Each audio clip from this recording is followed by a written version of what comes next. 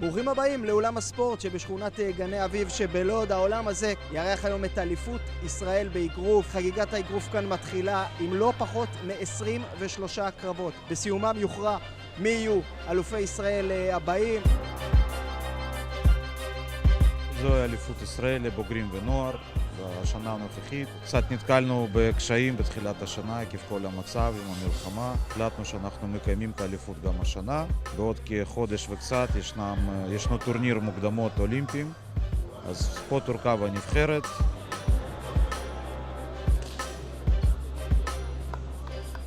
יאן זק, שהיה אלוף אירופה עד גיל 22 לפני כשנתיים, שבמשחקי אירופה האחרונים הגיע למקום חמישי.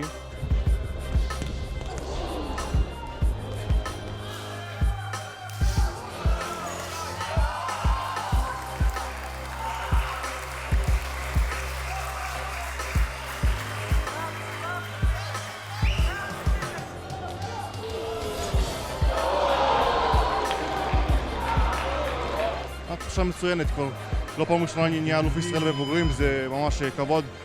זה נותן לי גם אפשרות להתחרות בחו"ל, בתחרויות בינלאומיות כמו אליפות אירופה, אליפות עולם, וגם עכשיו אנחנו מתכוננים לאולימפיאדה, למוקדמות קודם כל.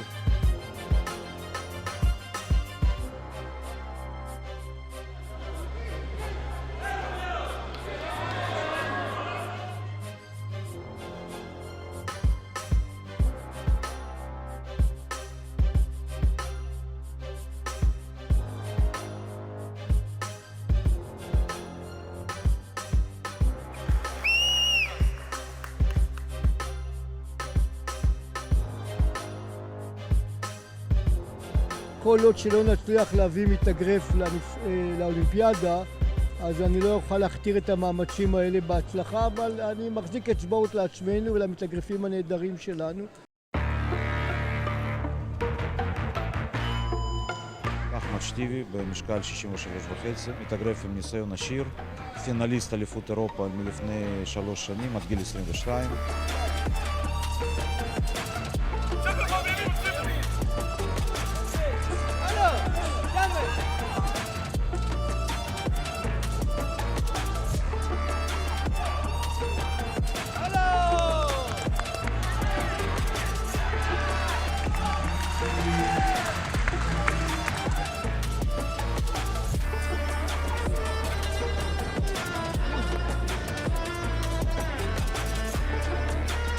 מירוסלב קפולר ב-71 קילוגרמים.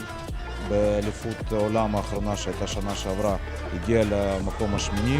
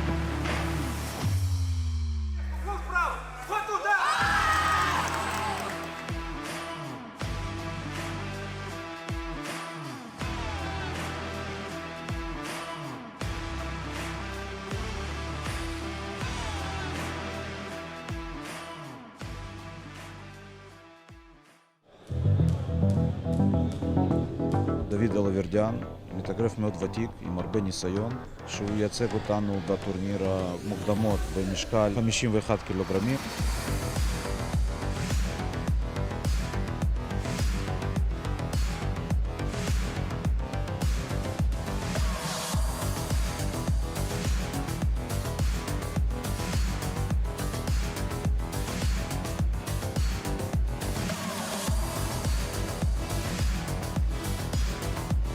ההכנה שלי הייתה טובה, התכוננתי בחו"ל, הייתי עכשיו חצי שנה בווגאס, במקה של האגרוף, אז לא חסר לי ניסיון.